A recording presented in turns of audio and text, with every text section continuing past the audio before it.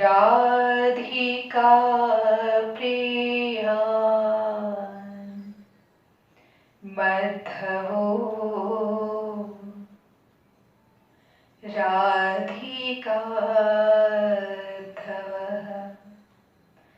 तस्मादपि गरीयान्यो कृपालुर्मे जगद्गुरुः गुरुं भजति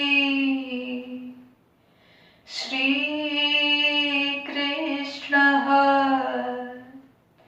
श्रीकृष्णं भजति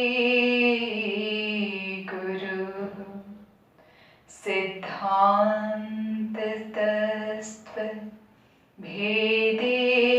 अपि कृपालुर्मे गुरुर्महान्।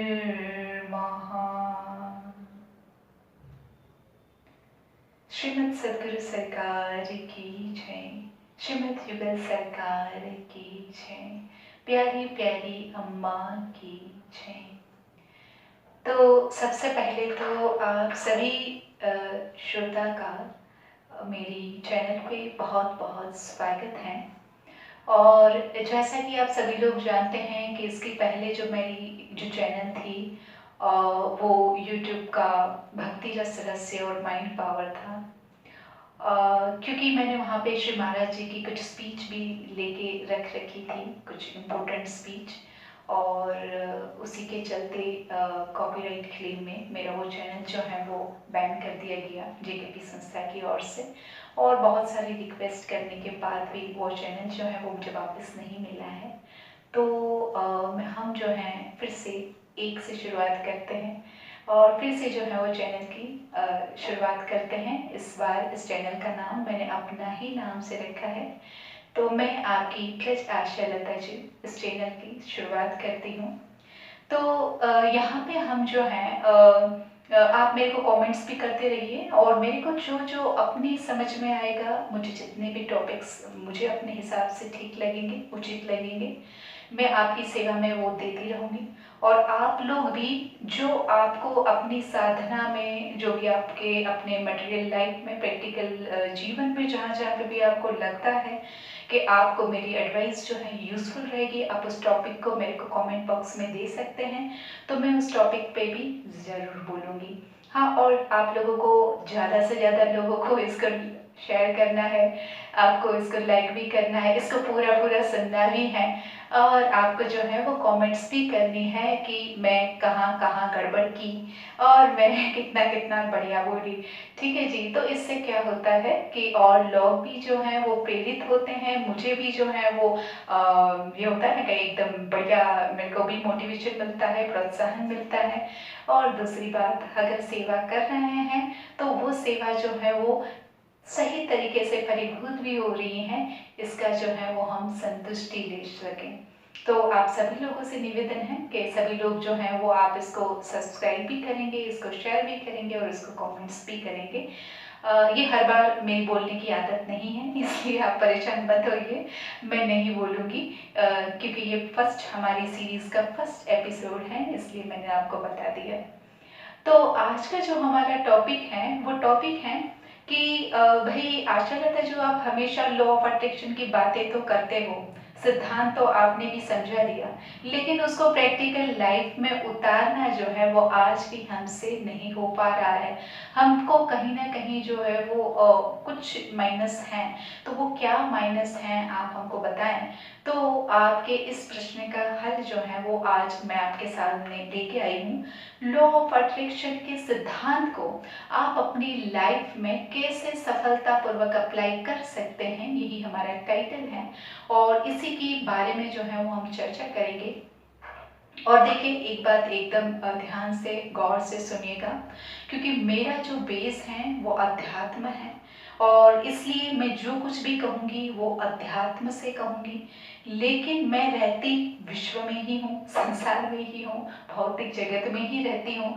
तो मुझे भौतिक जगत की जो जो भी समस्याएं आती हैं उस समस्याओं को मैं भी समझती हूँ, इसलिए मैं भौतिक और आध्यात्मिक दोनों पासों को लेके ही चलूंगी और दोनों तरीके से मैं हमेशा आपको समझाती भी हूँ, चाहे मैं व्यासपीठ पे बैठी हूँ और चाहे जो है मैं आपके सामने आपके चैनल पे हूँ।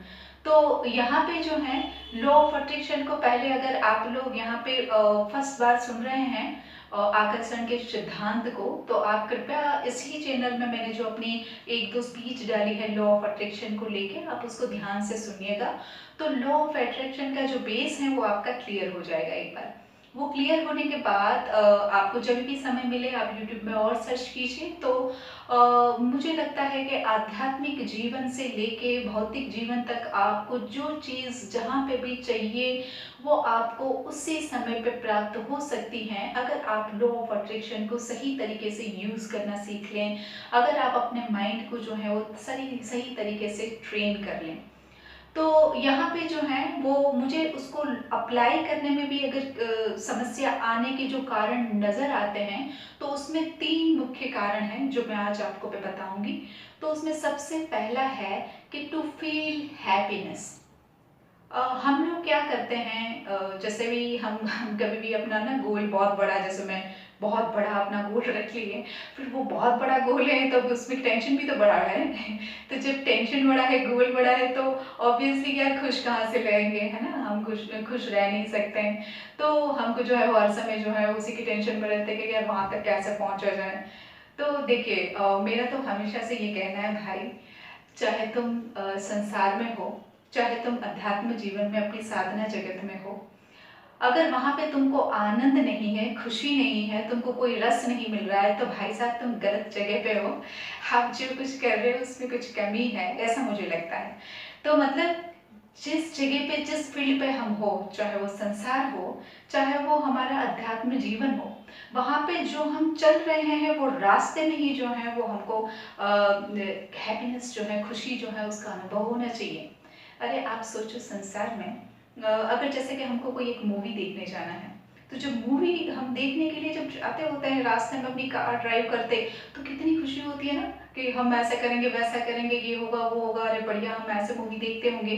तो जब हम अगर अपनी श्यामा श्याम से प्रेम करने जा रहे हैं, अपने युगल सरकार की सेवा करने जा रहे हैं और उसके चिंतन में अपनी साधना कर रहे हैं, तो उसमें खुशी नहीं मिलेगी। वो कैसे संभव है भाई? वो कैसे संभव है? वो खुशी, वो जो अंतर की खुशी होंगी ना, क्योंकि आपको, हमको तो श्री महाराज जी ने सिखाया है कि जब आप रूप ध्यान करोगे तो उसको आपको दिव्य मानना है।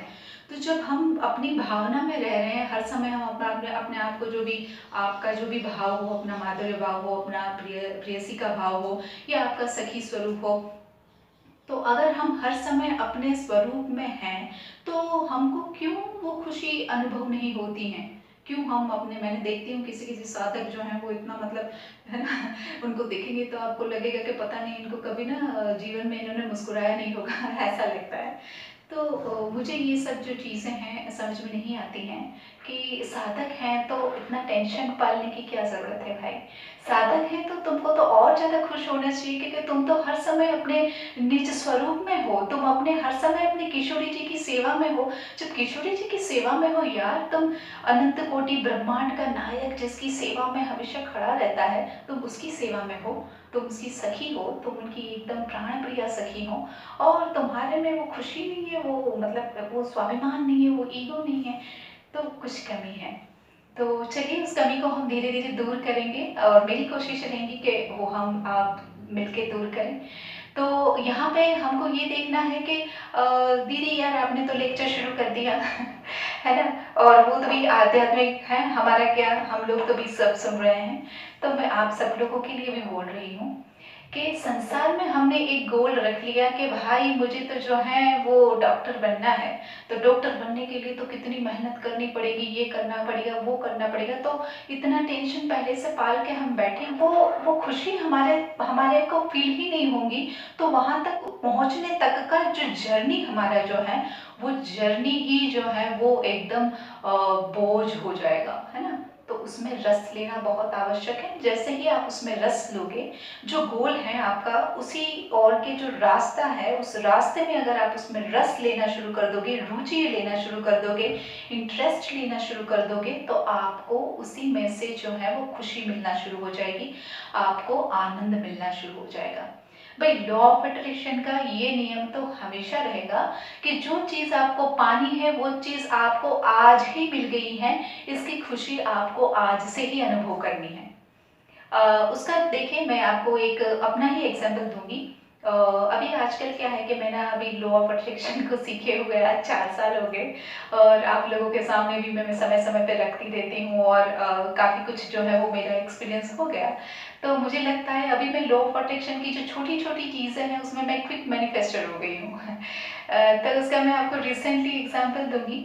तो अभी मैं कुछ दिन पहले, अभी 2-4 दिन के पहले जो है वो मैं अपना रात के समय पे लगभग 8:30-9 बजे के करीब, अभी आप सबको पता ही है कि मैं वृंदावन में हूँ, और आपको ये भी पता है कि मैं अपनी माताजी के साथ हूँ। मेरी माताजी लास्ट 10 ईयर्स से मेरे साथ हैं, तो अभी उसका थोड़ा जो है वो अपनी लास्ट गति की ओर है, तो थोड़ा-सा जो है उसका माइंड वगैरह आप सबको पता ही है कि बुढ़ापे में जो है बच्चों सरीखे हो जाते हैं। तो मैंने कहा कि अगर ये गैस मेरा गैस जो है वो भट-भट-भट-भट होने लग गया, तो जब ये होने लग गया तो मुझे पता चला कि अब ये तो जाने वाला है भई। यानी कि अगर ये अभी ये गैस जो है वो चली गई, तो क्या होगा? मैंने तो जो है वो रोटी का आटा तो सान रखा था, सब्ज़ी मेरी बन चुकी थी, और 2-3 रोटी जो है वो सिक भी चुकी थी, तो अब क्या करना है? तो मैंने कहा, तो मैं जो माइनस पॉइंट है ना उसका जो उसके ऊपर कभी भी सोचती तक नहीं। मतलब फोकस करना तो दूर के, ये होगा तो क्या होगा? अरे क्या क्यों होगा? होगा ही नहीं, क्यों होगा? है ना? क्योंकि मैंने तो उसके लिए हमेशा अपने माइंड को बहुत सारा यूज़ कर रखा है। ऐसे छोटी-छोटी चीज़ों में तो मुझे तो पता है कि मैं जो कहूँगी तो वो करना ही है, उसको तो नाचना ही है, मैं जैसे करूँगी वो नाचेगा ही नाचेगा। तो मैंने कहा बहुत खुशी से, और मेरे को पहले से वो खुशी फ़ील भी होती है क्योंकि मुझे पता ही है वो करेगा ही, कहाँ जाएगा। तो मैंने कहा कि मेरा सबकॉन्शियस जो है वो हमेशा हर चीज़ को मेरे अनुकूल रखता है, तो ये जा कैसे सकती है? चलो भई चली भी गई, और वो ऐसे समय पे गई कि जब मेरे को जो उसकी ज़रूरत है उसके बगैर चल नहीं सकता, तो मुझे क्या करना है? मेरे दिमाग को ये भी पता है कि मेरे पास एक इंडक्शन कुकर है, लेकिन वो भी बेचारा इतना बेकार है कि अगर उसके बटन अगर मैं दबाने जाऊँगी, तो मैं पचासों बार दबाऊँगी तो चल भी गया और ना भी चले, वो उसकी मर्ज़ी। तो मैंने तो तुरंत अपने दिमाग को सेट किया कि मेरा जो सबकॉन्शियस माइंड है वो सारी चीज़ों को मेरे अनुकूल रखता है। तो जैसे ही मैं इंडक्शन कुकर निकालूंगी और मैं अपना ऑन करूंगी तो वो ऑन हो जाएगा, क्योंकि ऑन ऑफ बटन ही खराब है। तो मैंने उसको निकाला, 2-4 बार धबा धब किया, और उसके बाद जो है वो ऑब्वियसली जैसे वो चलना था वैसे वो चल गया।